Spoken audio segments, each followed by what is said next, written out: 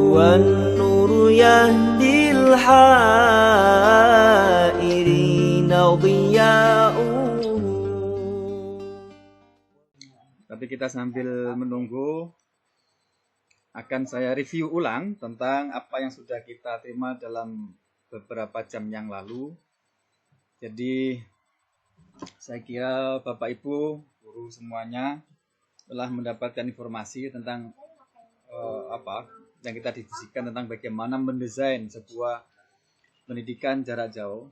Ini mau nggak mau, suka nggak suka, kita harus segera bersikap untuk menghadapi kondisi sulit ini, kondisi COVID-19 ini dengan pembelajaran. Prinsipnya pembelajaran tidak boleh berhenti karena kondisi ini. Karena itu kita dituntut untuk meningkatkan kapasitas diri, membekali keterampilan diri untuk bisa mendesain sebuah proses pembelajaran dalam kondisi sulit ini.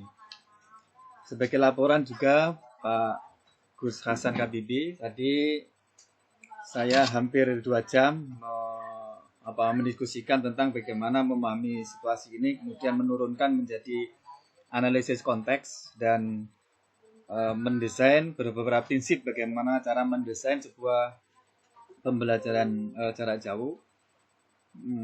Namun belum begitu menyentuh kepada LMS-nya. Nah, waktu sudah keburu habis. Kemudian dilanjutkan oleh Pak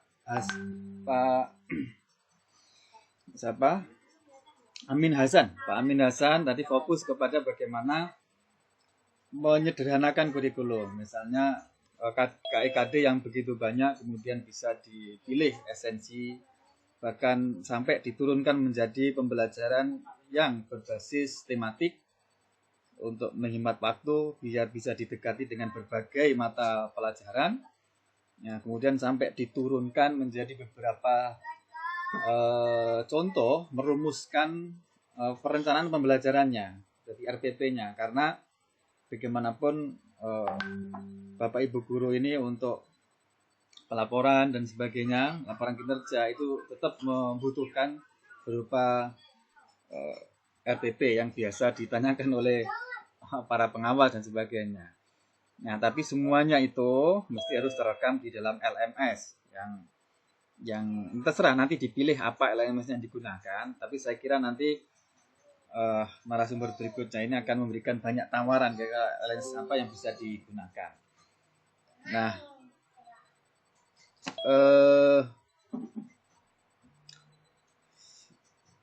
saya ingin ini sambil menunggu masih 96 peserta. Ini saya menyampaikan biar ada tindak lanjut Bapak Ibu sekalian ya. Ini bisa dibaca ya, bisa dibaca. Slide yang saya share. Jadi setelah ini Bapak Ibu sekalian, nanti dalam minggu-minggu berikutnya, ini Bapak Ibu nanti diminta untuk melakukan sebuah analisis konteks terhadap kebutuhan belajar kita, kebutuhan belajar anak-anak kita itu bagaimana posisinya, kemudian kondisinya kayak apa, termasuk ketersediaan sarana prasarana, jaringan, kemampuan. Tadi kan ada 3 persyaratan tadi ya, keterjangkauan, kemudian ketersediaan, dan kesiapan dari guru-guru kita sendiri, readiness, kesiapan untuk menggunakan IT itu untuk melayani pendidikan jarak jauh. Karena Pak Gogot itu pernah menyampaikan begini, jadi oke lah profesionalitas guru itu sudah top misalnya, tapi begitu di masa COVID ini tidak bisa IT, selesai sudah itu. jadi sampai begitu menggambarkan betapa IT di masa COVID ini begitu penting. Jadi ibaratnya kalau toh ada misalkan tes menyetir mobil itu, keterampilan sudah dikuasai. Belok kanan, belok kiri, mundur belakang, semua sudah dikuasai. Tapi satu yang tidak dikuasai, yaitu teknik ngerem. Semua dikuasai tapi ngeremnya nggak bisa, maka selesai juga itu nggak bisa itu. Jadi kayaknya segitu kira-kira posisi penguasaan IT dalam pengguna LMS, bagaimana berinteraksi dengan peserta didik kita menggunakan IT itu menjadi penting. Karena itulah harus dipetakan sejauh mana kesediaan itu. Nah, dari pemetaan itulah kemudian Bapak Ibu nanti diminta eh, untuk berkolaborasi dengan guru yang lain ya, untuk mendesain sebuah pembelajaran jarak jauh. Nah, kenapa harus berkolaborasi? Tadi sudah dijelaskan oleh Pak Amin dan sebagainya. Nah, kemudian jadi silakan didesain nanti kira-kira pembelajaran yang pas untuk anak-anak atau untuk peserta didik ibu di lingkup kelas itu yang pas itu yang bagaimana. Nah, ketika membuat desain itu, perhatikan unsur dan susunan desain pembelajaran yang sebagaimana tadi saya sampaikan di slide. Nanti tolong dibuka slide-nya itu.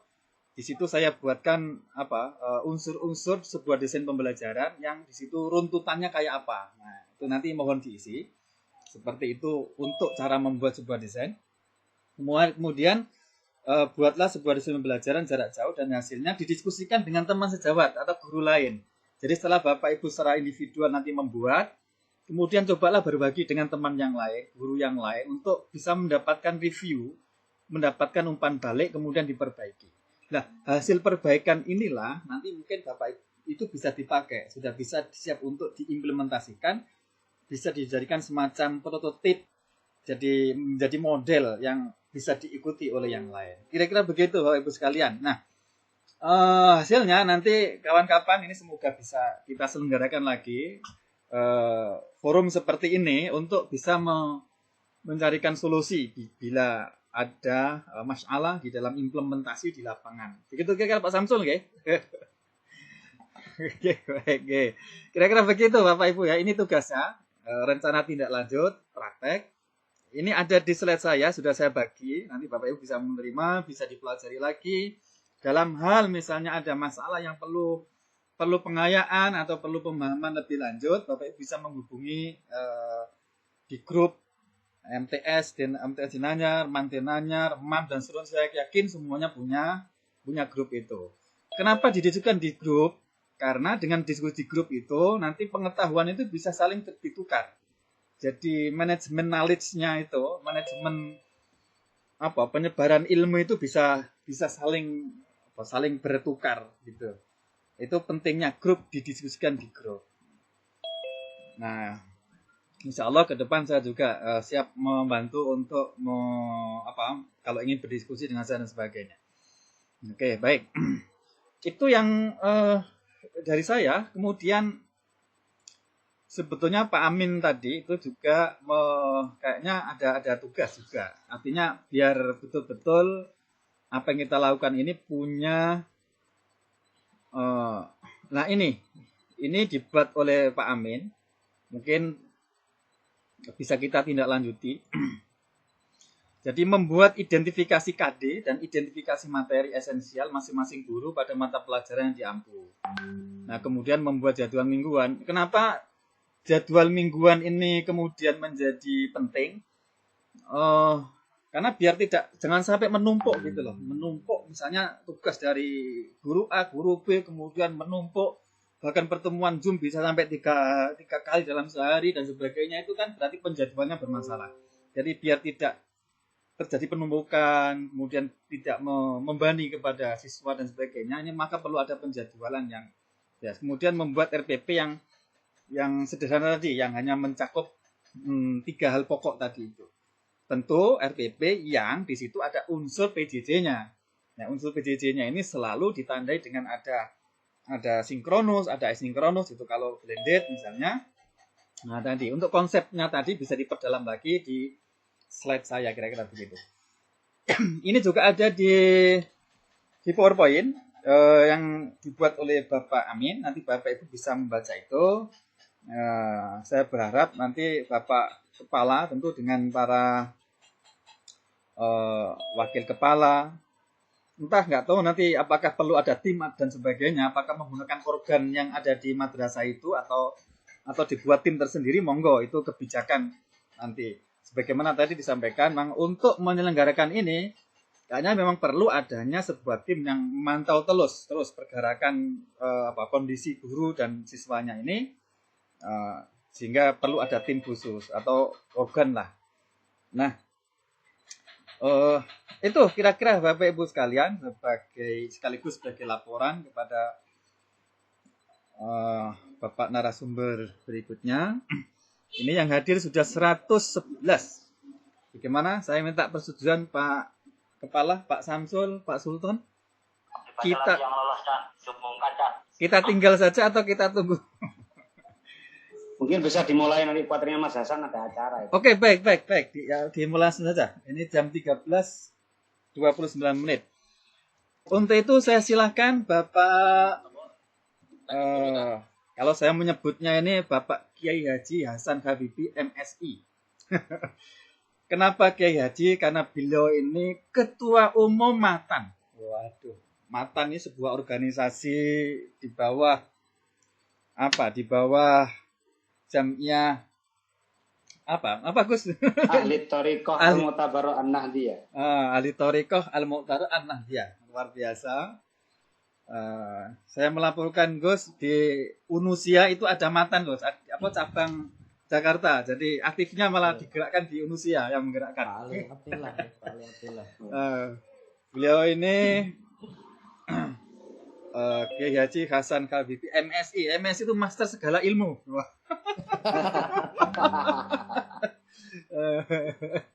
Karena ilmu tasawuf, ketua Matan ini tasawufnya gak usah ditanya lah pokoknya. Luar biasa lah intinya. Kemudian beliau adalah PLT pada Pusdatin. Saya kira sangat cocok kalau beliau bisa hadir nih, Masya Allah. Kita betul-betul bersyukur beliau bisa berkenan untuk hadir. Silakan Pak Kiai, monggo Pak Hasan, monggo.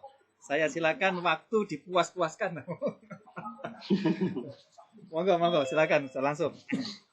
Pak Nuwun, Pak Bukhari, selamat siang. Assalamualaikum warahmatullahi wabarakatuh. Waalaikumsalam warahmatullahi wabarakatuh. Bismillahirrahmanirrahim. Alhamdulillah.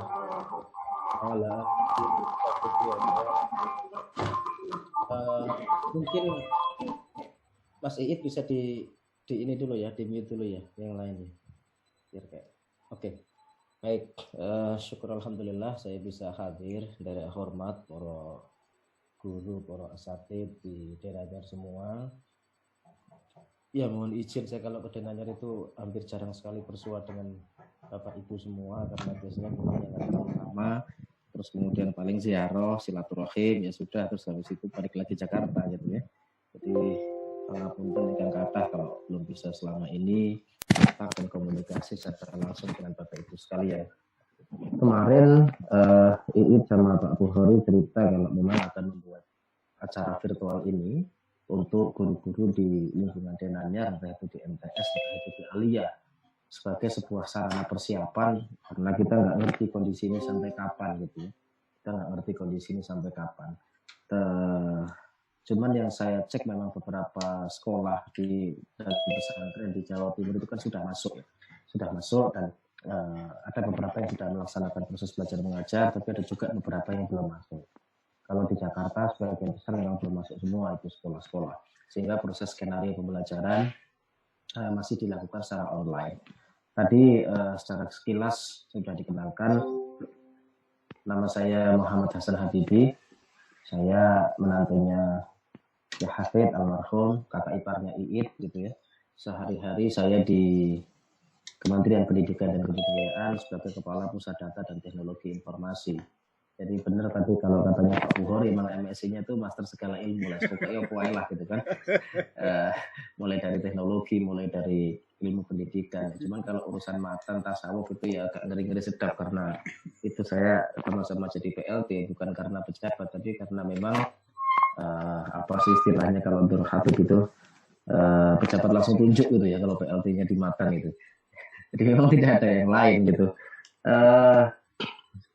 Pada kesempatan kali ini mohon izin saya ingin berbagi sedikit saja terkait skenario pembelajaran jarak jauh. Kalau tadi sudah mungkin Pak Bukhari dan beberapa narasumber yang lain cerita terkait bagaimana sebuah KIKD itu coba didiferensialkan dalam sebuah skema pembelajaran yang nanti akan dipakai dalam proses belajar mengajar di tempat kelas Bapak Ibu semua.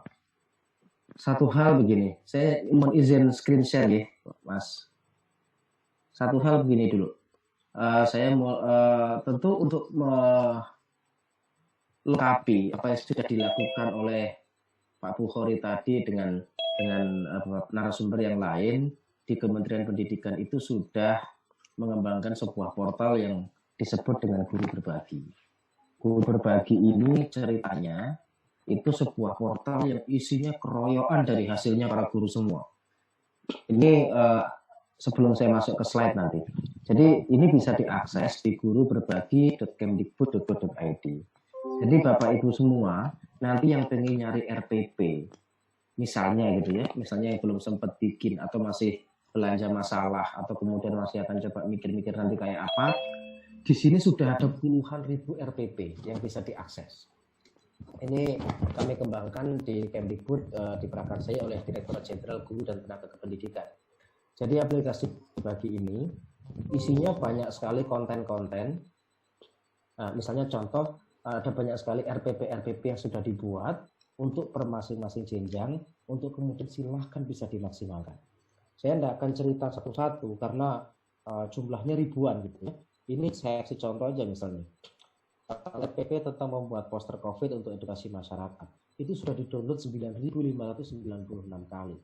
RPP tentang pengenalan tengkorak untuk bagian kepala. Itu sudah di-download 2.562 kali. Apalagi ya, di sini saya klik aja deh misalnya. Nah, ini contoh tentang matematik misalnya, tentang bilangan bulat, tentang ibadah kurban, tentang sejarah, informatika, semuanya saja. Anda bayangkan di sini total ada 14.413 konten yang bisa dimaksimalkan untuk proses belajar mengajar. Misalnya contoh aja begini, ini dibuat oleh Pak Saiful Imam Arifin, guru sejarah kelas 10 untuk SMA Aliyah. Nanti kalau kita download RPP ini, gitu ya. Nah ini isinya begini, contohnya begini. Sejarah, tujuan pembelajaran, kegiatan pembelajaran, melakukan verifikasi, ini contoh RPP yang sifatnya hanya satu lembar ya Bapak Ibu semua. Kan kemarin Menteri Pendidikan sudah mengeluarkan statement RPP itu nggak usah berat-berat. Nah, contoh-contoh RPP yang ada di sini itu aktivitas yang sifatnya sudah satu lembar. Ini saya pikir sangat memudahkan Bapak Ibu guru semua untuk tadi sesuai dengan pesan yang disampaikan Pak Imam Bukhari, bagaimana kita akan mendesain skenario pembelajaran kita pakai nanti secara online, offline ataupun kombinasi di antara dua itu. Jadi ini contoh satu RPP yang dilakukan secara e-learning, topiknya tentang sejarah Indonesia, materi pokoknya tentang pengertian sejarah disampaikan dalam waktu 2 kali 45 menit untuk kelas 10 misalnya. Di sini dibuat oleh guru itu, dia ngajar di Madrasah Aliyah Husnul Riayah. Nah ini contohnya pembukaan, siswa melakukan review dari berbagai sumber informasi, bisa diskusi, mengamati problem statement, melakukan verifikasi, melakukan generalisasi, penutup, dan penilaian dengan 3 aspek, sikap, pengetahuan, dan keterampilan, sudah selesai. Ini contoh satu RPP yang secara sederhana saja bisa kita lakukan, nanti akan lebih banyak dimaksimalkan oleh Bapak Ibu pada saat akan mendesain sebuah skenario pembelajaran entah itu pada jaringan ataupun luar jaringan. Sekali lagi Bapak Ibu semua bisa manfaatkan aplikasi Guru Berbagi ini, guruberbagi.kemdikbud.go.id ini sebagai sebuah sarana untuk mencari RPP. Nah, kalau kita mau nyari konten pembelajaran, itu silakan Anda maksimalkan. Kita punya beberapa sumber belajar. Contohnya misalnya ini yang saya kelola sendiri di Kementerian Pendidikan, yang kebetulan saya pegang sendiri selaku atau kalau istilahnya orang website itu CIO ya, Chief Information Officer dari aplikasi ini. Kami mengembangkan portal rumah belajar. Portal rumah belajar ini isinya banyak sekali sumber belajar yang bisa dengan semua akses. Nah, contohnya contoh ini kita juga punya sekitar puluhan ribu konten juga yang sifatnya udah basisnya audio atau video. Ya, kita udah punya konten yang basisnya audio atau video. Anda bisa maksimalkan Bapak Ibu semua dari masing-masing konten ini. Ada yang basisnya video, ada yang basisnya website, ada yang basisnya audio. Semacam ini. Ini tinggal nanti kuat-kuatnya panjenengan semua untuk browsing saja. Semua untuk nanti menyesuaikan dengan skenario RPP yang sudah dibuat saja. Ini sekuat apa nanti panjenengan semua juga untuk memaksimalkan sebetulnya semua bahan belajar gratis yang sudah bertebaran di dunia maya. Jadi memang saya tahu betul bahwa guru itu nggak usah bikin konten baru lagi kalau memang sudah ada. Capek jenengan waktunya habis di situ. Nah, panjenengan manfaatkan saja semua konten-konten yang sudah ada secara gratis ini, ya. Ini dibuat juga oleh Bapak Ibu guru juga. Contoh misalnya ini larutan asam basa gitu ya. Saya kasih contoh satu aja. Nah, ini ada contoh materi tentang bahasa yang juga bisa panjenengan semua manfaatkan. Nah, tinggal konten-konten semacam ini tadi, Anda browsing, Anda cari, Anda copy linknya, Anda masukkan di RPP sebagai sebuah skenario pembelajaran, sehingga kemudian adik-adik kita bisa lebih maksimal memanfaatkan semua materi yang ada semacam ini. Sekali lagi, Bapak Ibu semua konten-konten ini sudah Kementerian Pendidikan dan Kebudayaan siapkan gratis. Saya pikir semua jenjang untuk SMP dan SMA itu sudah relatif lengkap, ada semua di situ. Nah, tinggal bagaimana seorang guru yang pada hakikatnya hari ini dalam konteks pandemi ini, panjenengan semua sebagai seorang sutradara. Anda semua sebagai seorang sutradara yang akan meramu semua dimulai dari resep ya, anggaplah RPP ya, meramu resep dalam bentuk RPP ini, kemudian mulai mencoba mengumpulkan semua bahan-bahan atau material yang ada di semua portal-portal pembelajaran itu, yang nanti ujung-ujungnya Bapak Ibu semua akan sajikan ke peserta didik kita semua di sekolah masing-masing. Saya pikir ini yang kemudian hari ini menjadi seni dan tantangan dari para pengajar di era pandemi kali ini. Saya paham persis bahwa salah satu tradisi belajar kita itu kan sifatnya verbal. Bapak Ibu sangat hafal konten. Saya dulu juga guru-guru saya waktu di kelas sekolah jenjang dasar atau SMP, saya sampai hampir terpana gitu ya. Karena Bapak Ibu guru saya saat itu saya akan hafal semua materi dalam satu buku, bahkan ada beberapa guru yang ngajar nggak bawa buku sama sekali. Itu juga ada gitu loh. Jadi karena saking hafalnya, saya pikir itu menurut saya saat itu luar biasa. Guru itu hafal sekali mapel itu, semua staging dia bisa lakukan tanpa bawa buku, tanpa ini dia hafal. Tapi saya yakin dalam kondisi kayak begini, guru-guru yang hafal tadi itu pasti kelarakan. Gimana mau ngomong juga susah. Ketemu peserta didik kita bisanya via online semacam ini. Kemudian mau ngasih penugasan pakai Word aja belepotan misalnya. Atau mempersiapkan bahan materi itu juga kita pasti keliengan kalau nggak biasa semacam ini. Nah, ini jangan disalahkan situasinya. Yang kemudian misalnya mohon maaf banget sebagian orang kemudian berpikir nyalah ke situasi ndak pandemi pengen cepet malih cek aku iso mulang koyo biasanya meneh. Yang jadi problem saya yakin kondisi kayak begini kalaupun akan kembali itu tidak 100%. Nggak akan 100%. Contoh nyuwun sewu. Misalnya kayak Pak Bukhari sekarang bikin acara ini dengan MTS dan Ali ya. Mungkin kalau acara ini dilaksanakan secara biasa, effortnya akan gila-gilaan. Bapak Ibu meluangkan waktu 1 hari, ngumpul di kelas, harus mendatangkan Pak Bukhari dari Jakarta, terus kemudian saya juga harus pulang ke Jombang, dengan segala macam kebutuhan konsumsi, segala macam. Ini nggak cukup kira-kira puluhan juta untuk bikin acara kayak begini-gini. Tapi sekali lagi karena dengan keadaan yang akhirnya memaksa kita melakukan ini secara virtual, toh yang penting secara hakikat dan substansi, ini kemudian masih bisa kita laksanakan. Kondisi yang sama, apple to apple itu bisa kita rasakan nanti dalam skop yang lebih kecil pada saat kita berhadapan dengan peserta didik kita. Sekali lagi kita tidak bisa menyalahkan situasi dan kemudian berdoa kapan dan ini mari-mari gitu. Ya kalau mari ini cepat. Kalau bahasa orang-orang, ya nek kemudian coronanya gelem di lobby. Lah nek ora gelem di lobby. Virusnya masih nongkrong aja di situ terus gimana gitu loh. Jombang yang statusnya katanya merah gitu ya. Ntar geser. Kemarin saya baru pulang ke Jombang beberapa hari yang lalu. Saya tanya ke Iit, saya tanya ke dokter Ima, saya tanya ke siapa, gimana statusnya Mbak? Masih merah. Ada mulai bergeser ke orange, nah habis orange balik merah lagi gitu kan. Kita nggak ngerti yang sulit. Jangan kemudian berpikir kalau sudah merah, orange terus otomatis kuning terus otomatis hijau, nggak juga. Kalau kemudian nyebar lagi, balik lagi, orange lagi, balik lagi, merah lagi. Nah, sekali lagi ini menjadi sebuah tantangan yang mau tidak mau akhirnya Bapak Ibu guru kita, wabil khusus yang ada di pondok pesantren Mambaul Ma'arif di Denanyar, entah itu di MTS, entah itu di Aliyah, entah itu di manapun juga, panjenengan semua juga harus belajar lagi. Ini bukan kemudian kita, saya pikir kita sangat hafal persis lah dawuh-dawuh para yai, para masyayikh gitu ya.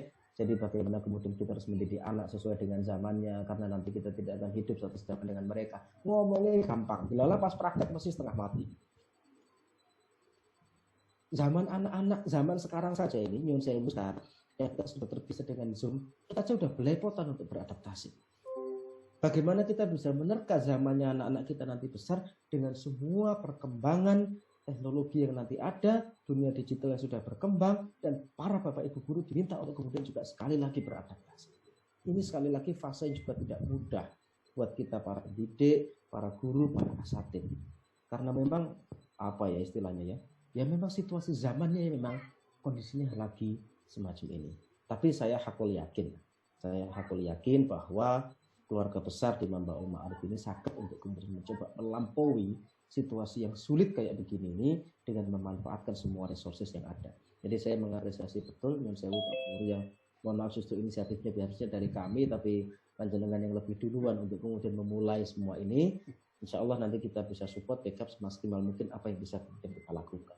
Nah, terus kalau misalnya kita sudah punya website tadi ya yang bisa kita akses tadi, entah itu guru berbagi, entah itu rumah belajar, entah itu YouTube.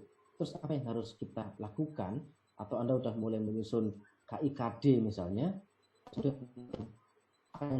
akan misalnya dalam situasi kayak gini,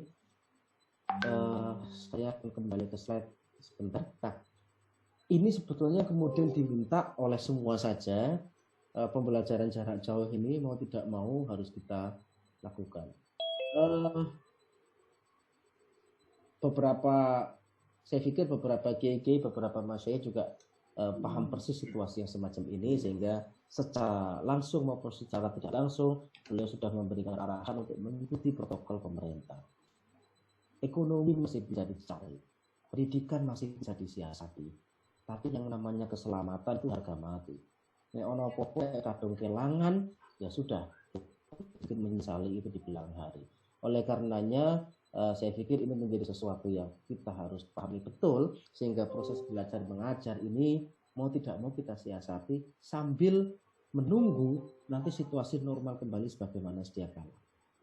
Ini yang saya pikir menjadi salah satu tantangan ya Pak Bukhari dan teman-teman semua. Kita sadar betul mungkin kalau di Jombang itu saya pikir kondisi internet tidak ada yang sampai hilang total sama sekali lah.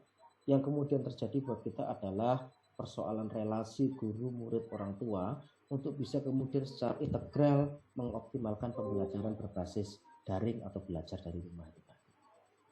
Guru itu bisa dilatih, itu hanya proses pembiasaan. Jenengan biasa mengoperasikan WA, harusnya mengoperasikan pembelajaran online itu tidak susah.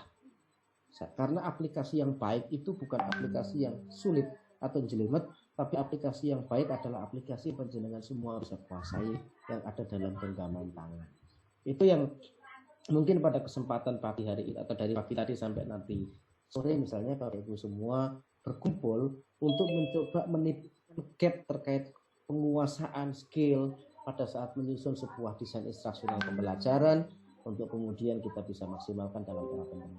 Kalau urusan beli kuota, aturan dari Kementerian Pendidikan dan Kebudayaan yang sudah kita state kemarin, sebetulnya anggaran BOS itu sangat direlaksasi.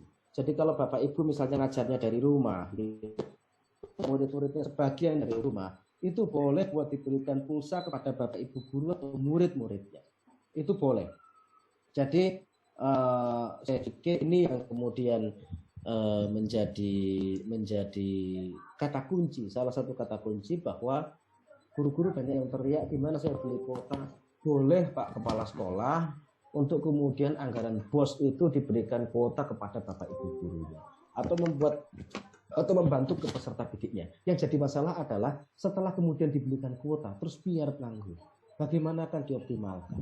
Bagaimana kemudian akan diskenariokan sehingga resources sumber daya yang bisa diatasi dengan selesai dengan BOS tadi itu betul-betul bisa optimal untuk menjalankan proses pembelajaran.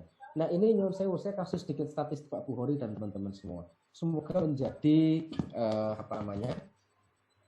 evaluasi buat kita bersama. Sebagian besar adik-adik kita selama pandemi ini aktivitas belajar mengajarnya itu hanya dilakukan dengan cara mengerjakan soal-soal dari Bapak Ibu guru. SD, SMP, SMA, SMK itu 85% lebih melakukan itu semua. Tentu tidak bisa disalahkan potret ini karena ya memang itu mungkin secara hal yang paling mudah kita lakukan. Memang menskenariokan pembelajaran selama di rumah ini tidak mudah juga karena persoalan banyak faktor tadi itu. Tapi bahwa potret ini menunjukkan aktivitas yang kita lakukan rata-rata untuk jenjang SD, SMP, SMA, SMK itu mayoritas hanya mengerjakan soal-soal latihan dari Bapak Ibu gurunya.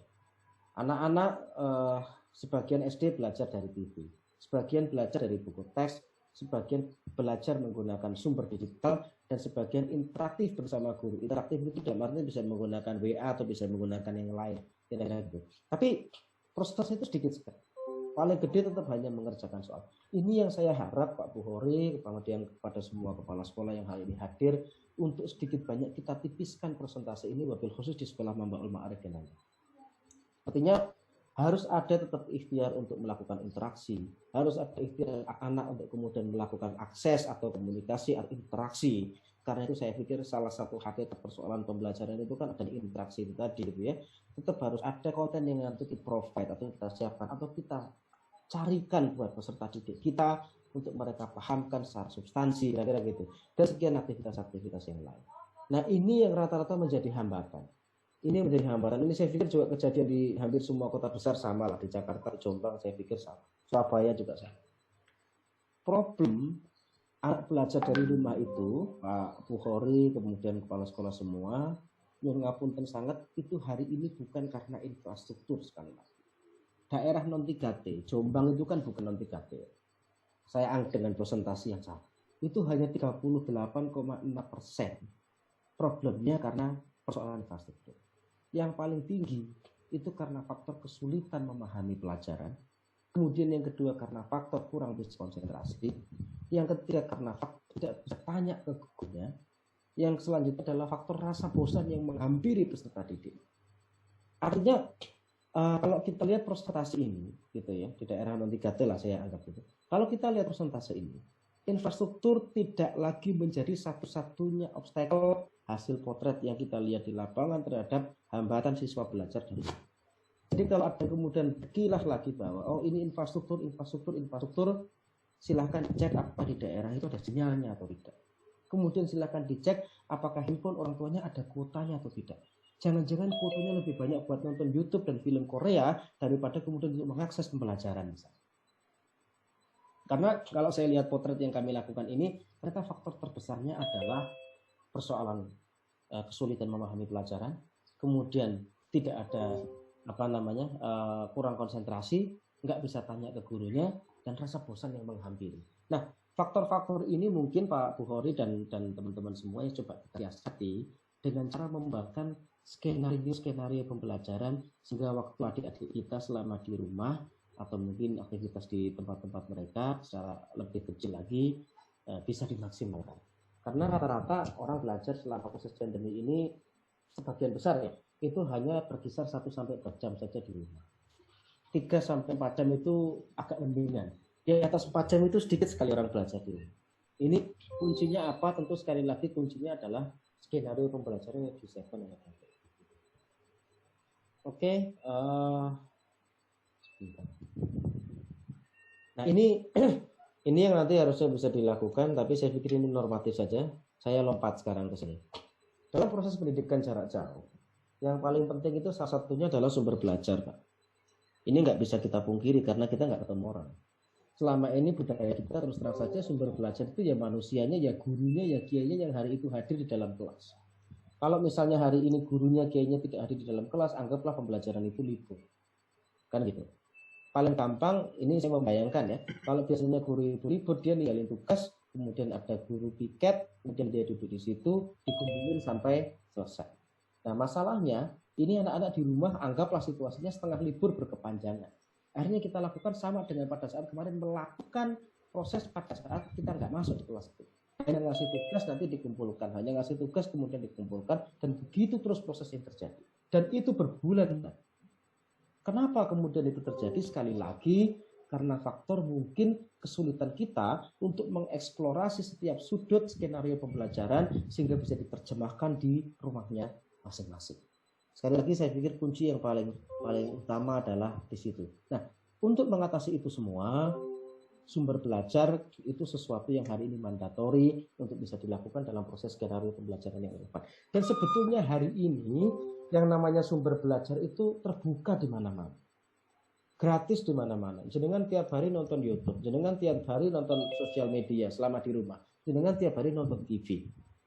Saya pikir ini juga menjadi salah satu poin yang untuk kemudian kita bisa identifikasi daripada waktu kita terbuang hanya untuk nonton TV atau untuk nonton YouTube yang mungkin tidak terlalu banyak bermanfaat. Silahkan digeser semua aktivitas itu untuk skenario pembelajaran yang akan dilaksanakan. Nah, kira-kira ini secara prinsip yang akan terjadi. Pada prinsip yang namanya pembelajaran jarak jauh itu satu penugasan yang sifatnya lebih variatif.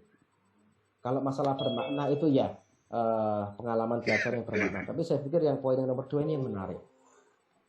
Lakukan penugasan-penugasan yang sifatnya lebih variatif kepada peserta didik.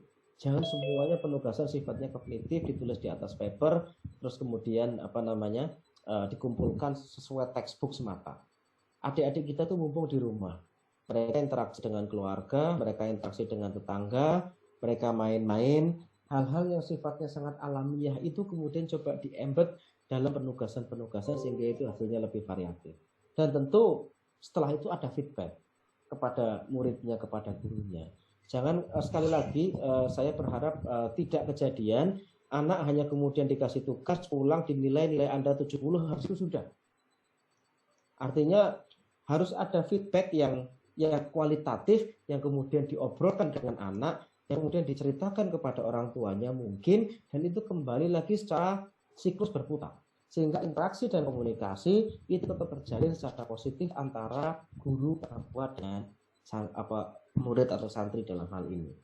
Kemudian beberapa pola yang bisa dilakukan tentu bisa menggunakan virtual Zoom semacam ini. Tapi biasanya kalau dalam kondisi biasa sangat sulit. Saya pikir kalau kita harus melakukan Zoom terus setiap hari gitu ya. Sekali lagi masalah resources sumber daya. Nah, atau misalnya memanfaatkan learning management system juga bisa kita pakai gitu ya. Atau menggunakan Facebook atau WhatsApp atau YouTube. Anak-anak kita tuh kan senang main Instagram ya. Anak-anak kita tuh kan senang main YouTube atau senang lihat Facebook misalnya. Kenapa tidak kemudian semua aktivitas mereka positif itu dinaikkan ke sosial media untuk kemudian kita jadikan portfolio? Saya kasih contoh begini. Pernah viral video seorang santri yang lagi ngapalin alfiyah dalam sebuah wisuda di madrasah atau pesantren mana, dan itu viral itu di kalangan pesantren. Kenapa kemudian tidak begitu? Adik-adik kita yang sifatnya beberapa hafalan, nah itu surat-surat pendek atau misalnya kitab-kitab kecil gitu ya, suruh rekam saja kemudian dimasukkan di sosial medianya atau sosial media orang tuanya, ya itu yang kemudian coba kita lihat, kita potret, dan kemudian kita berikan umpan balik secara kualitatif tadi itu. Sekali lagi medium ini persoalan cara, tapi yang penting pengukuran kompetensi itu bisa kita dapatkan potretnya dengan berbagai pola. Nah, metode yang bisa kita gunakan yang kedua biasanya tetap menggunakan modul, bahan ajar, lingkungan, TV, radio ya. Itu yang bisa kita laksanakan supaya proses belajar mengajar dari rumah itu berjalan. Secara umum Pak Bukhari dan kawan-kawan Bapak Ibu guru semua, kalau kita akan melaksanakan pembelajaran jarak jauh, itu pada prinsipnya ada 4 poin ini saja. Satu, si murid tetap bisa mempelajari materi. Bagaimana dia mempelajari materi? Ada bahan ajar digital yang disampaikan atau yang di-share linknya. Tentunya dengan pendekatan hypercontent supaya anak-anak lebih menarik. Kemudian didampingi dengan asinkronus mandiri. Entah itu dalam bentuk penugasan atau materi yang tersaji dalam sebuah learning management system yang akan dibuat nanti. Kemudian setelah mempelajari materi, kemudian ada proses pendalaman. Di sini diskusi mulai bermain. Bapak Ibu guru bisa tektokan di WA, Bapak Ibu guru bisa tektokan di sosial media, Bapak Ibu guru bisa tektokan di learning management system yang mungkin nanti disiapkan oleh sekolah, entah via apapun, atau kalau memungkinkan sekali 2 kali yang menggunakan virtual meeting Zoom kayak begini untuk melihat aktivitas adik-adik kita. Kemudian setelah kemudian mempelajari materi atau memperdalam materi lewat beberapa diskusi, Kalau memungkinkan tadi coba direkam sesuatu yang sifatnya terapan. Entah itu lewat videonya, entah itu lewat apa, nggak salah kok itu. Memang sekali lagi kita kondisinya tidak seideal yang kita harap. Cuman kalau kita membandingkan misalnya begini, ini udah kurang. Saya juga pernah sekolah di madrasah diniyah, saya juga pernah sekolah di SD. Biasanya satu kelas yang isinya 30-an 5 orang atau 32 orang atau bahkan beberapa sampai 40 orang. Kalau ada guru maju semuanya, biasanya yang maju ya itu saja. Saya nggak tahu kalau di denanya. Cuma di pengalaman saya di tempat-tempat lain begitu. Jarang sekali kemudian 40-40-nya itu maju. Karena waktunya tentu juga habis. Sehingga dalam waktu 2 kali 45 menit misalnya, saat Bapak Ibu menjelaskan sebuah topik atau materi pembelajaran, itu kalau ada anak suruh maju ngerjain tugas mengulang atau apapun bahasanya, itu paling yang maju ya 3-4 orang. Kemudian yang lain dianggap mengerti. Tapi kelebihannya dengan kita menggunakan skema daring itu, seandainya itu direkam pakai video,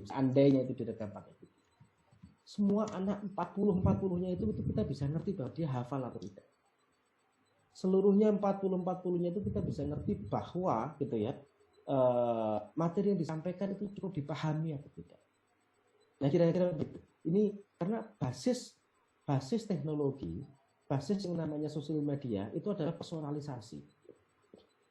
Ini yang mungkin sedikit membedakan dengan pola pembelajaran secara kelompok yang kita selama ini lakukan kelas-kelas kita masing-masing.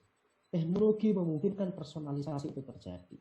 Hal-hal yang selama ini luput dalam pandangan kita dalam sebuah kelas karena banyaknya siswa 35-40 dalam satu lokal, kita biasanya kalau orang banyak itu kan yang ketahuan itu kan cuma 2. Kalau nggak paling pintar ya paling nakal atau paling bodoh. Cuma 3 itu yang paling ketahuan. Yang paling pintar siapa, yang paling nakal siapa, yang paling bodoh siapa. Dalam kelas biasanya ketahuan cuma itu. Tapi kalau menggunakan teknologi semacam ini akan ketahuan nanti 40-40-nya karena semuanya bicara. 40-40-nya semuanya mengumpulkan video yang direkam oleh orang tuanya terhadap 1-2 konsep yang itu direkam oleh pakai handphone untuk kemudian dikirimkan. Atau dengan metode apapun yang nanti Bapak Ibu semua akan lakukan. Nah setelah kemudian ada proses penerapan semacam itu, baru dilakukan pengukuran pada penguasaan konten, entah dalam bentuk pelatihan oleh Bapak Ibu yang harus dikerjakan, atau bentuk kuis online, atau apapun itu bentuknya. Nah yang paling sering terjadi, menurut saya semua, guru-guru kita langsung jumping sesuai potret statistik yang saya sampaikan tadi ya. Guru-guru kita tuh langsung jumping ke poin keempat. Siswa diminta untuk langsung diukur penguasaan materinya. Padahal kontennya tidak dideliver, diskusinya nggak pernah ada, kemudian rekaman proses bahwa si anak itu ya, itu menguasai atau tidak pernah dilakukan, tiba-tiba diminta diukur penguasaan materinya. Karena anak ragu-ragu dan tidak yakin dengan apa yang dia lakukan, yang mengerjakan soal itu orang tuanya. Yang mengerjakan PR itu bapak ibunya. Artinya nilai itu bagus, gitu ya. Tapi ini kan menjadi menjadi tanya besar lah kira-kira gitu. Nah, sebetulnya proses pembelajaran secara jarak jauh ini secara sederhana yang bisa kita lakukan untuk kemudian mencoba diimplementasikan di skema-skema kita. Ini saya pikir masalah pola-pola saja lah ya. Nah biasanya nanti dilakukan di sini. Ada pembagian activity. Kalau kita menggunakan pola flip classroom, pembelajaran istilahnya kalau dalam dunia teknologi pendidikan namanya flip classroom. Jadi bagaimana aktivitas before, during, and after itu bisa dilakukan dalam skema in class atau out of class. Jadi misalnya sebelumnya contohnya siswa dia harus mempersiapkan diri untuk berpartisipasi dalam sebuah class activity. Prosesnya nanti ada penerapan gitu ya, ada diskusi konsep dengan feedback tertentu. Kemudian out of class-nya juga kita lakukan lagi ngecek pemahaman mereka dengan penugasan yang diberikan oleh guru. Nah, before dan after itu bisa dilakukan secara online. Tapi diskusinya itu bisa dilakukan secara on class. Nah, ini kalau pendekatannya flip classroom. Tapi kalau pendekatannya hybrid learning ya mungkin bisa dilakukan hampir mirip-mirip ya, tergantung nanti learning management system kita siapa. Ini mungkin nanti akan terjadi kalau misalnya sekolah itu menetapkan pembatasan siswa tidak langsung masuk 100%, dibagi misalnya sesuai dengan aturan pemerintah. Atau waktunya bisa kita sesuaikan dengan porsi. Ya kecuali kalau kondisi internetnya melimpah, kuotanya banyak, dengan kondisi yang ketiga semacam ini, ya monggo saya pikir kalau itu akan dilakukan secara online semua gitu ya, terhadap skema pembelajaran yang kita lakukan. Kuncinya Bapak Ibu semua dalam skema pembelajaran yang akan kita lakukan nanti sekali lagi adalah konten. Entah itu yang berbasis website, entah itu yang berbasis sosial media, entah itu yang berbasis video, entah itu yang berbasis blog gitu ya. Intinya konten ini Bapak Ibu semua harus cari sebanyak-banyaknya. Nah, memang jujur saja tradisi di NU itu belum semua konten-konten itu sudah terdigitalisasi dengan baik. Sehingga kadang tidak cukup buat kita untuk memenuhi ekspektasi semua santri atau para pengajar terhadap konten-konten yang bisa kita siapkan. Nah, ini yang mungkin di titik ini Bapak Ibu guru para pengajar dari Buminer sebagian besar bisa membuat konten-konten itu secara mandiri dengan mungkin merekam di video atau bagaimana. Tapi sebisa mungkin kalau yang rata-rata yang konten untuk basis yang sifatnya non keagamaan, sebagaimana yang saya lakukan di kementerian ya untuk materi-materi fisika, biologi, IPA, IPS, bahasa Indonesia, bahasa Inggris, itu insya Allah digital content-nya itu sudah kita siapkan semua oleh pemerintah. Tinggal dengan nyari saja, dimaksimalkan saja, diskenariokan saja, disesuaikan saja dengan nanti yang akan dilakukan. Untuk khusus konten-konten keagamaan mungkin dari Pak Bukhari bisa sedikit gambaran di mana itu bisa dicari, di mana itu bisa di-download, di mana kemudian itu bisa ambil linknya sehingga bisa dioptimalkan sekali lagi untuk proses skenario bisa mengajar di rumah. Ini contoh yang kami lakukan saja sih di Kementerian Pendidikan, bagaimana kita. Nah, ini contoh aktivitas adik-adik kita selama dia belajar. Saya percaya adik-adik kita tuh digital native kok. Ini yang saya nggak tahu, keraguan itu biasanya justru datang dari orang tuanya yang tidak siap biasanya.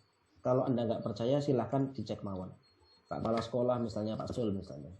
Kalau misalnya dengan punya murid yang paling kecil atau punya ponakan yang paling kecil atau punya cucu yang paling kecil, coba dicek apakah misalnya cucunya yang 2 tahun 3 tahun itu mainan YouTube atau tidak, mainan handphone atau tidak, lihat ini atau tidak.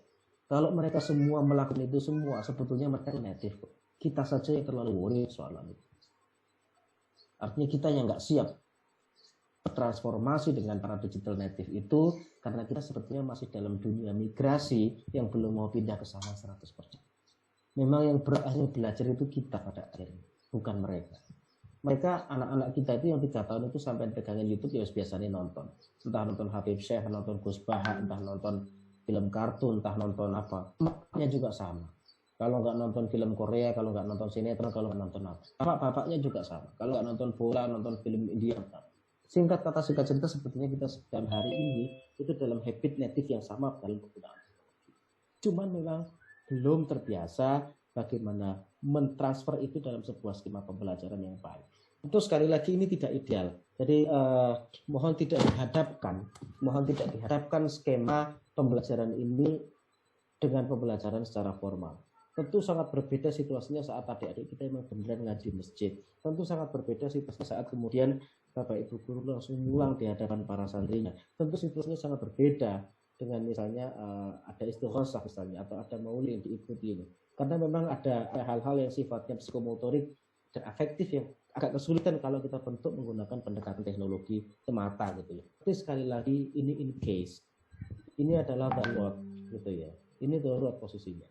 Antara mana yang kita pilih, mengkhawatirkan keselamatan adik-adik kita atau kita mencoba mensiasati skema pembelajaran dalam kondisi darurat ini sehingga nyala api belajar peserta didik kita tetap terjaga. Dan kalau sudah kondisinya kayak begitu, pasti jawaban kita sama. Kita akan mencari di mana titik gitu ya, mafsadahnya yang paling sedikit. Kita akan mencari titik di mana kerugiannya paling sedikit. Saat kita bicara itu tentu kerugian yang paling sedikit yang kita bisa pilih di antara dua opsi itu adalah kita akan menggunakan skenario pembelajaran jarak jauh daripada memaksa peserta didik kita masuk. Delalah misalnya yang saya semoga tidak terjadi kayak beberapa kasus misalnya tiba-tiba banyak sekali lokus-lokus masuk dan ada klaster-klaster baru COVID di sana. Kenapa kadang-kadang saya agak worry begini? Ya jujur saja, Mbak Ima dia tahu semua bagaimana kasus yang terjadi di Jombang. Di Jakarta Wisma Atlet yang kemarin sempat kosong karena dianggap sudah normal, hari ini penuh lagi. Pasien COVID baru lagi. Nah, kita terus terang nggak ngerti ya sampai kapan ini akan selesai. Makanya dalam kondisi darurat itu hal-hal sifatnya yang menurut kami sulit pun terpaksa harus kita lakukan. 3 tahun 4 tahun yang lalu mungkin kita menggunakan semua perangkat ini kita kategorikan mubah, maksimal sunnah lah. Karena yang penting gurunya ngomong hadir di dalam kelas. Tapi kalau dalam kondisi COVID kayak begini, penggunaan media teknologi, media pembelajaran sifatnya menjadi wajib. Daripada pertemuan tatap muka yang dikhawatirkan akan ada mafsadah di sana, yang pada akhirnya kita kasih ke peserta didik, apalagi nyun sewu gurunya itu adalah sepuh-sepuh. Gurunya sepuh-sepuh, anak-anak kecil imunnya mungkin bagus, mereka tidak akan terdeteksi. Sekali mereka OTG, nempel ke orang tua atau para guru yang usianya sepuh-sepuh, yang sudah banyak penyakit bawaan di dalamnya, entah diabetes, asam urat, darah tinggi, atau mungkin yang lain, dan itu kemudian kena, kita nggak bisa memprediksi apa yang akan terjadi ke depan. Jadi sekali lagi dalam situasi darurat semacam ini, aktivitas berbasis media ini sangat memungkinkan untuk kita lakukan. Pak Bukhari, ini pada closing yang terakhir ya. Nanti setelah ini mau kita diskusi saja, tidak apa-apa. Bagaimana sebuah proses tertutup bisa kita lakukan? Satu, tentu kalau zonanya itu sudah hijau. Yang kedua, kemudian otoritas yang ada di sana memberikan izin. Yang ketiga, sekolah siap. Yang terakhir, orang tuanya setuju. Jadi kalau misalnya 4 item ini kita lakukan secara benar-benar, insya Allah proses tatap muka bisa dilakukan secara bertahap. Tapi seandainya ini bisa kita lakukan, ya tentu kita harapkan proses belajar mengajar masih disesuaikan, entah itu menggunakan pelajaran dari rumah atau menggunakan metode-metode yang lain. Saya pikir itu Pak sebagai sebuah pengantar awal dari saya terkait dengan diskusi yang hari ini. Saya tidak tahu nanti kalau masalah contoh-contoh RPP, contoh-contoh konten itu silahkan cari di guru berbagi tadi, atau silahkan cari di rumah belajar, atau silahkan cari di suara edukasi atau beberapa konten yang lain, itu sangat gampang di-download dan itu gratis untuk bisa kita pakai. Saya pikir demikian sebagai sebuah pengantar. Terima kasih. Allahumma waffiq lana wa barik. Assalamualaikum warahmatullahi wabarakatuh. Waalaikumsalam warahmatullahi wabarakatuh. Baik, terima kasih, luar biasa Bapak Ibu sekalian. Bersyukur kita dapat ketemu langsung dengan beliau yang sudah, ternyata begini, saya menyimpulkan ternyata apa yang disampaikan beliau itu ada benang merah yang sangat lurus sekali, mulai dari apa yang saya sampaikan kemudian nyambung dengan apa yang disampaikan oleh Bapak Amin Hasan, dan terakhir ini itu merujuk kepada beberapa hal. Yang pertama, bahwa fokus pembelajaran ini berasal dari pengalaman praktek pembelajaran berdasarkan survei yang dilakukan oleh Kemendikbud. Dilalah tadi saya dan Pak Amin Hasan juga menyampaikan ini Gus tadi, menyampaikan tentang data itu, tentang kecenderungan belajar itu, dan kemudian kita sampaikan bagaimana antisipasinya. Jadi ketika pembicara ini, termasuk beliau memperkuat kembali tentang bagaimana bahwa pembelajaran itu justru ditekankan pada bagaimana pendampingan kepada anak-anak kita, tidak sekedar memberikan tugas kemudian ditinggal, itu yang penting sekali. Nah, dan itu ternyata terkait banyak dengan bagaimana kita menyiapkan kemampuan guru untuk keterampilan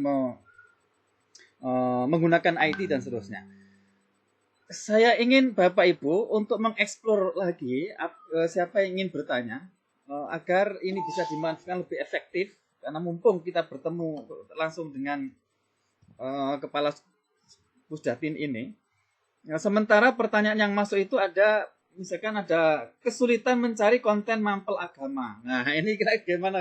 Kalau agama itu namanya domainnya Pak Bukhari, bukan domain saya. Karena yang sehari-hari di Kemenak ya.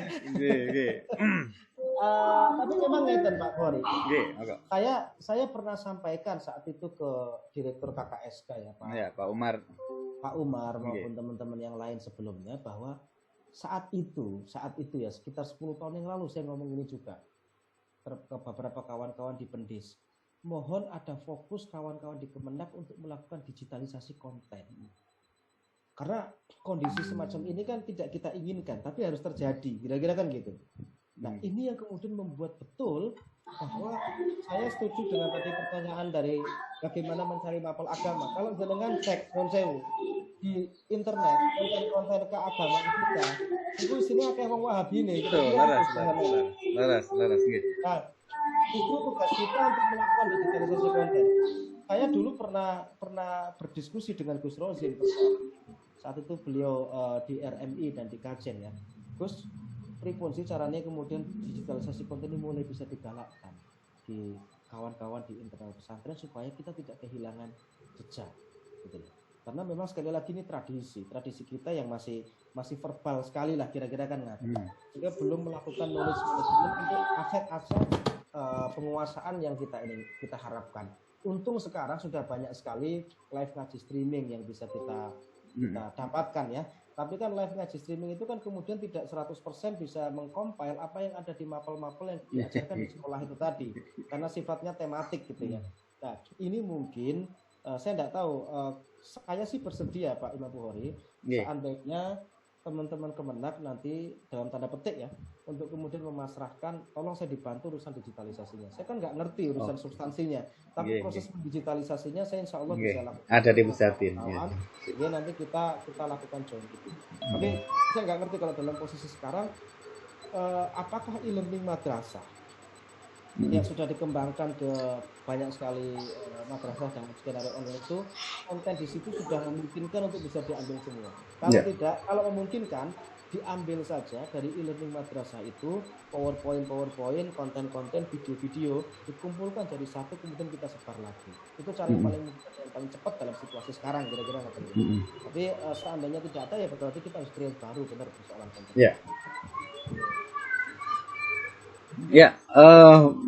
Begitu kira-kira Bapak Ibu tentang konten mapel keagamaan ini. Saya tambahkan bahwa memang di e-learning madrasah itu belum optimal betul. Misalnya sebetulnya sudah banyak sekali kiriman video. Misalkan dari Jawa Timur saja itu sudah 250-an konten video yang diserahkan ke kami dan belum terverifikasi semuanya. Jadi memang kita harus hati-hati juga untuk memverifikasi. Kita pastikan bahwa konten yang di-upload itu tidak mengandung unsur-unsur, ada 8 unsur yang kita waspadai, misalnya mengandung sara, kemudian kekerasan, bias gender dan seterusnya itu dan sampai sekarang e-book saja itu belum siap. Sekarang masih di saya itu ada 127 judul buku yang masih insya Allah minggu ini semoga sudah siap untuk dikirim apapun soalnya memang dalam proses pembelajaran jarak jauh ini konten itu menjadi bahan bakar utama Pak. Karena kalau mengandalkan streaming terus kayak begini ini kasihan di kuota. Bapak Ibu gurunya kuotanya nanti. Walaupun bisa diskenariokan pakai dana bos ya. Tapi sekali lagi tetap nggak wise juga kalau kita full activity ini. Nah, ya mungkin kuncinya salah satunya adalah di konten-konten keagamaan itu. Baik, ini PR kami Bapak Ibu sekalian, PR saya. Selanjutnya mungkin ada pertanyaan. Kalau ingin bertanya silakan langsung di reaction dengan cara klik kanan kemudian klik tanda. Itu sudah di-unmute Pak, langsung aja bisa di-unmute sendiri terus kemudian bisa langsung bertanya. Oke, silakan, monggo.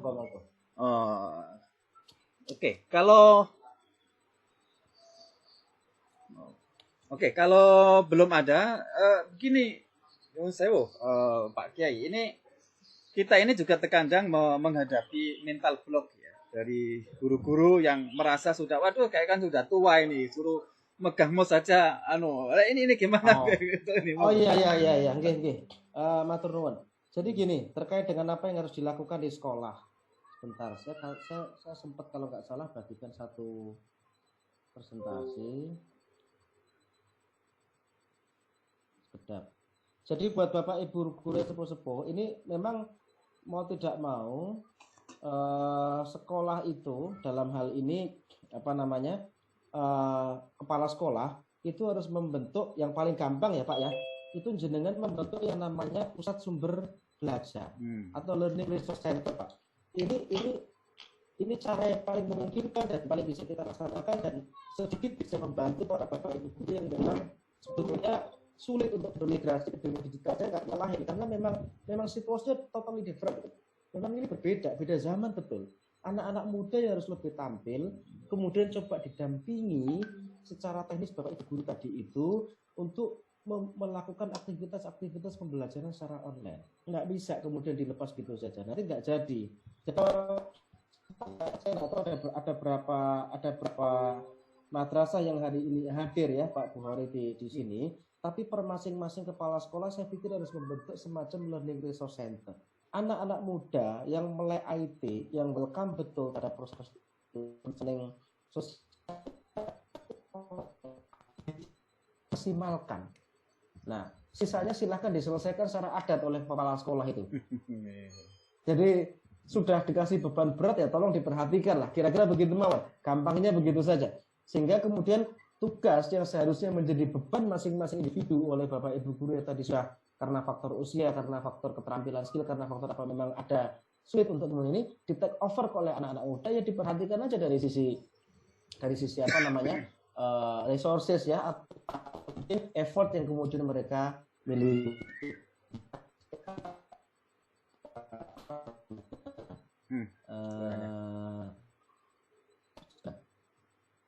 Oke. Terkait poin yang coba ini intinya adalah sekolah-sekolah itu harus mempersiapkan skenario pembelajaran yang itu dibuat dalam sebuah tim tertentu, mulai dari melakukan tadi proses pemetaan tadi yang Pak Bukhari tadi sampaikan, kemudian sampai melakukan aktivitas-aktivitas yang sifatnya sangat teknikal, mendownload materi dan sebagainya, dan itu meringat tugas Bapak Ibu guru yang sepuh tadi itu. Kalau itu nanti bisa dilaksanakan semuanya, saya pikir insya Allah sedikit banyak terbantu. Jadi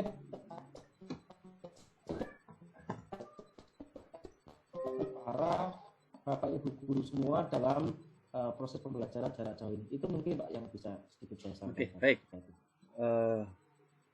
Baik, mungkin ada pertanyaan yang lain, Bapak-Ibu, silakan. Kami beri kesempatan. Langsung saja diklik itu tanda mic-nya itu, biar kemudian langsung Bapak Ibu bicara kalau ingin bertanya.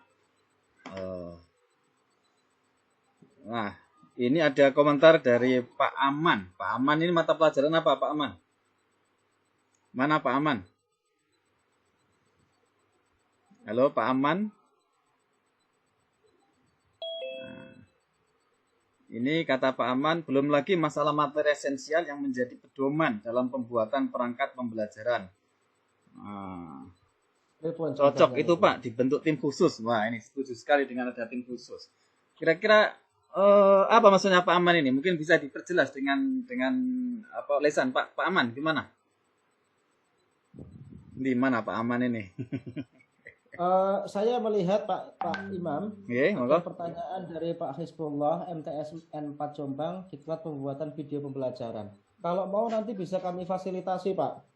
Jadi monggo di luar pertemuan yang virtual ini gitu ya. Kalau mau dilakukan pertemuan, karena guru-guru kan sebagian besar masuk ya, sebagian besar masuk untuk mempersiapkan. Setahu saya kayak Jawa Timur pun juga masuk. Sekaligus nanti disiapkan aja tadi untuk tim teknis per masing-masing sekolah. Kalau panjenengan semua setuju, monggo saya bisa turunkan tim untuk melatih Bapak Ibu guru semua membuat konten pembelajaran berbasis smartphone saja. Yang paling mudah. Smartphone. Jadi Anda nggak perlu pakai master. Ya nanti apapun toolsnya kita bisa pakai lah. Apapun toolsnya kita bisa pakai. Nanti ada tim kami di Surabaya, Balai Pengembangan Media Televisi yang ada di Surabaya Jombang sekarang itu kan cuma 1 jam ya kan gitu kan, nggak terlalu jauh. Jadi kalau mau, monggo nanti dikumpulkan bareng-bareng guru-guru Kemenak yang ada di Jombang, perwakilan tim teknis dari masing-masing MTS atau Aliyah gitu ya. Terus kemudian dengan guru mapelnya perwakilan siapa, nanti kita latih untuk membuat video pembelajaran itu onsite. Tapi kalau melatih itu ya lebih maksimal di sana, ya mungkin bisa dilihat secara bergelombang nggak masalah. Itu saya pikir tergantung waktu dan kesepakatan dan komitmen lawan. Tapi kami siap untuk misalnya nanti harus membantu pembuatan konten yang paling gampang hari ini bikin video, basisnya menggunakan handphone saja yang tidak terlalu sulit, sehingga bisa mengcapture beberapa kekurangan konten yang memang kita butuhkan dalam proses nanti skenario pembelajaran dari rumah itu. Baik, terima kasih. Ini saya kira nanti tinggal tindak lanjut dari para camat untuk segera bisa merapatkan diri bersama-sama, kira-kira memetakan kebutuhan kita dan bagaimana menindaklanjuti. Ini luar biasa tawaran dari Pak Kapus ini. Monggo, ada lagi mungkin. Pak, Ya. mungkin Pak Bukhari, Ya. kalau saya kira juga dari para kepala madrasah dan itu sudah banyak masukan dari Panjenengan dan Mas Hasan. Mungkin perlu kita summary-kan dan membuat langkah praktis apa yang harus kita lakukan. Karena kan KBM ini sudah mulai berjalan, ya kan? Sehingga kita memerlukan langkah yang tepat. Kalau tadi ada dari Pak Mas Hasan menyarankan untuk menurunkan tim, itu harus kita laksanakan lah, mumpung ditawari gratisan kan sama Pak Kapus tadi, ya kan? Sip. Terus yang kedua itu terkait dengan masalah pembentukan tim IT di setiap sekolahan yang juga tadi bisa dikatakan menjadi pusat data ataupun helpdesk terkait dengan IT. Nah, ini saya kira juga saran yang baik. Jadi mungkin kita buat mungkin dari masukan dari Mas Hasan ataupun Pak Bukhari, bagaimana sih langkah yang enak itu? Setelah itu apa saja ini yang dalam kurun waktu, kalau bisa dalam 1 bulan ini sudah selesai masalah IT sehingga semua sudah bisa kembali normal. Dalam tanda kutip kembali normal ini adalah KBM sudah bisa berjalan dengan baik. Mungkin dari Pak Mas Hasan dan Pak Bukhari ada saran-saran yang bisa dicatatkan kemudian nanti disampaikan sehingga dari yayasan pun bisa menindaklanjuti secara umum. Terima kasih. Monggo. Oke. Monggo. Saya izin screen share guys. Sekali lagi ini udah ketemu filenya. Jadi ngeten Bapak Ibu semua. Ini. Oke. Kelihatan Pak ya? Full screen Mas, full screen. Oke. Ini yang biasa kami lakukan. Proses pengembangan pembelajaran online sekaligus bisa menjadi summary dari tadi yang ingin gitu ya. Yang pertama, panjenengan semua kepala sekolah itu harus membentuk tim kerja dulu. Ini nggak bisa dipasrahkan ke 1-2 orang yang selama ini hanya mengelola misalnya kurikulum, ya walaupun nanti ujungnya di kurikulum ya, karena itu yang akan sangat menentukan. Tapi ini harus kerja bareng antara kurikulum, sarana prasarana dan kesiswaan. Karena dimensinya sekali lagi berbeda. Kita memasuki dunia virtual yang mungkin agak sedikit lain gitu ya. Tim itu diusahakan dibentuk secara kolaboratif. Kemudian yang kedua, dipikirkan 2 hal. Satu, bagaimana skenario sistem pembelajaran yang akan berjalan dengan memanfaatkan teknologi ini. Yang kedua, infrastruktur dan aplikasi apa yang harus dipersiapkan. Ini nanti dua domain besar yang kemudian harus coba kita petani secara bersama-sama. Kalau Bapak Ibu nanti akan menggabungkan skenario pembelajaran online dan offline, nanti bagaimana persentasenya? Bagaimana nanti sisi nilai, tugas, latihan, kemudian video yang dikirimkan, itu menempati proporsi berapa persen dari skenario yang akan kita nilai. Terus kemudian yang kedua, apakah kita akan menggunakan sebuah learning management system tertentu, misalnya, yang itu akan dipakai sebagai sebuah skenario pembelajaran, misalnya menggunakan Rumah Belajar atau Google Meet atau Microsoft Teams misalnya, atau kita akan menggunakan aplikasi yang paling sederhana, misalnya menggunakan WhatsApp misalnya. Jangan salah, WhatsApp atau Facebook pun juga bisa dimaksimalkan untuk belajar mengajar secara online. Asal itu disepakati oleh semuanya. Asal itu benar-benar dimaksimalkan oleh semuanya, tidak ada aktivitas lain, broadcast segala macam gitu ya, yang nanti itu akan mendistrak pola komunikasi yang terjadi dalam situasi WhatsApp group tadi itu misalnya, atau Facebook tadi. Nah, setelah perancangan sistem pembelajaran, di situ ada 3 hal yang nanti coba jenengan perhatikan. Ini kalimat diklat diganti saja dengan sekolah. Karena ini saya pakai untuk membuat sebuah diklat online selama ini di Kementerian Pendidikan atau di Kementerian Agama misalnya. Nanti kita tentukan penentuan model online sekolahnya kayak apa, kurikulumnya nanti bagaimana, termasuk tadi waka kurikulum biasalah dia ngitung JP segala macam gitu-gitu kan. Ya selama ini JP-nya dihitung dengan Anda masuk ke kelas gitu ya. 1 orang ngajar 2 JP, 3 JP selama 1 minggu berapa kali, berarti sekarang harus memegang berapa online kira-kira gitu, dan skenario pembelajaran yang berbasis online itu tadi. Kemudian infrastruktur dan aplikasi, apakah Anda akan menggunakan learning management system tertentu? Dan kemudian yang kedua, bagaimana dengan kebutuhan kontennya? Bagaimana dengan kebutuhan kontennya? Seandainya semua model sampai konten itu sudah teridentifikasi dengan baik, segera di SK-kan tim pengelola. Yang dia akan melakukan 3 hal. Pengelola itu tadi dia akan melakukan 3 hal. Satu, dia melakukan pengelolaan proses pembelajarannya secara online. Yang kedua, melakukan support seandainya terjadi gangguan.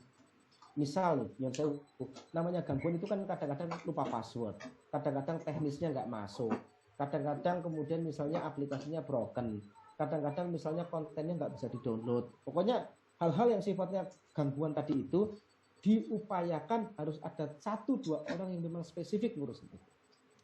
Kemudian yang ketiga, lakukan penyesuaian dengan administrasi. Maksudnya administrasi itu jatuhnya ya ke absensi anak, kemudian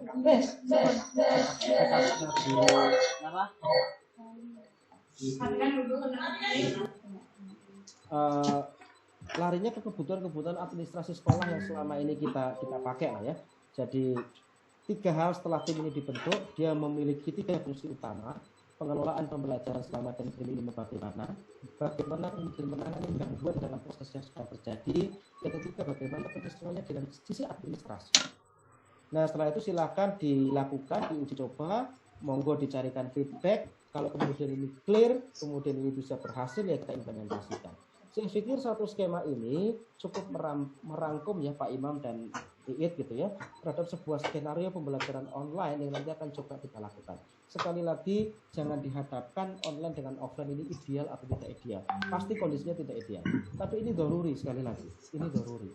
Jadi karena sifatnya daruri, coba exercise ini kita lakukan. Daripada kita membuang waktu selama sebulan, 2 bulan, 3 bulan nggak bisa melakukan apa-apa dan hanya menyalahkan pemerintah kapan ini masuk dan masuk terus.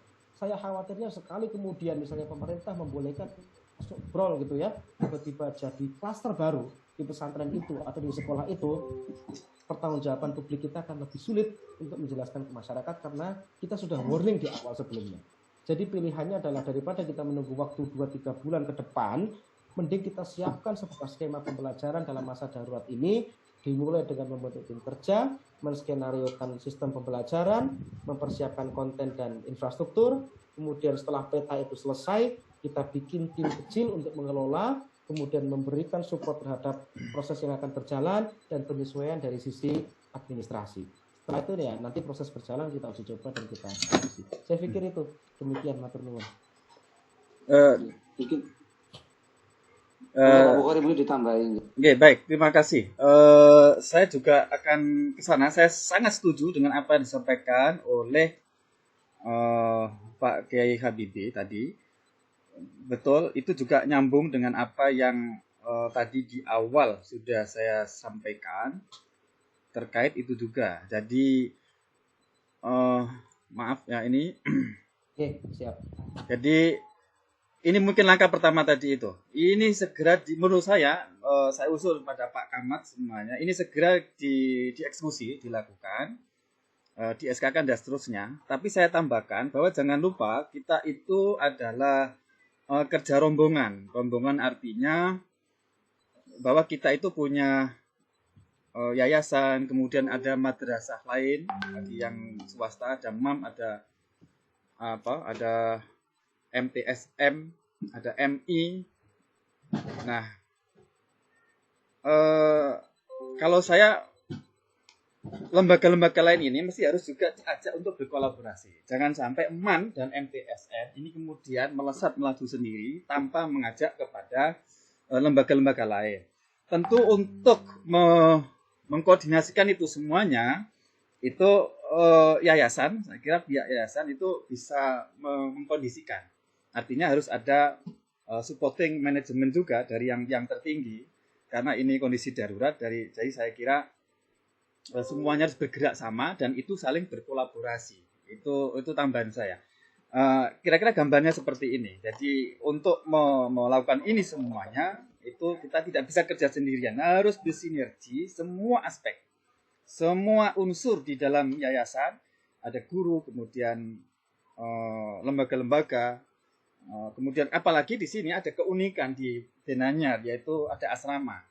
Tentu asrama, misalnya ada kebijakan, saya nggak tahu persis ya kebijakan yang kayak apa di asrama. Apakah boleh membawa HP atau enggak? Apakah boleh membawa laptop apa enggak? Kemudian apakah sediakan apa namanya wifi misalnya, dan itu semuanya harus dikaji, dianalisis konteksnya tadi. Nah, satu lagi,